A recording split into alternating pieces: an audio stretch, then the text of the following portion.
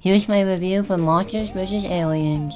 This movie lives in the deepest recesses of my mind, as I vaguely remember seeing this movie as a child, but most of that viewing was a fever dream, so I barely remember anything that happened in it, besides the part where the president, played by Stephen Colbert, plays the piano to the tune of Axel F, which has been memed out of existence by the internet.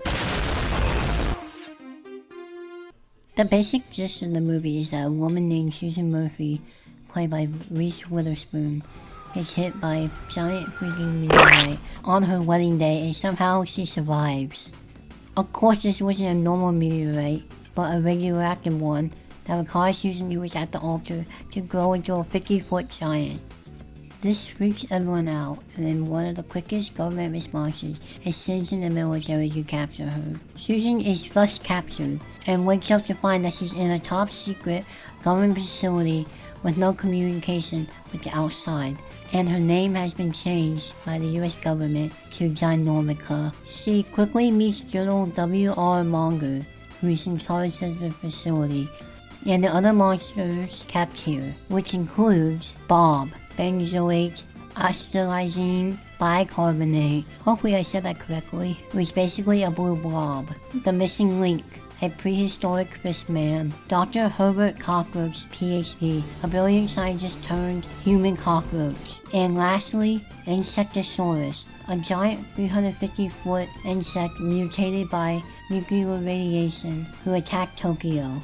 All the monsters in this film are references to other famous monster movies, with Ginormica being a reference to the 1958 movie Attack of the 50-Foot Woman, Bob being a reference to the 1958 movie The Blob.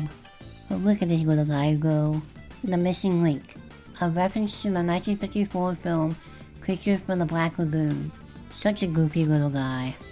Dr. Cockroach, a reference to the 1958 movie The Fly. And lastly, Insectosaurus, a reference to the 1961 kaiju movie Mothra, who has become a staple in the Godzilla franchise. We are then greeted by an alien named Galaxar in space, who wants this mysterious thing called quantonium that is located on Earth. So he sends a robot to investigate and find this mysterious quantonium. As a result of this robot landing somehow in the US, the government reluctantly decides to send in this group of monsters as the last line of defense besides nuclear weapons to defeat this alien invader.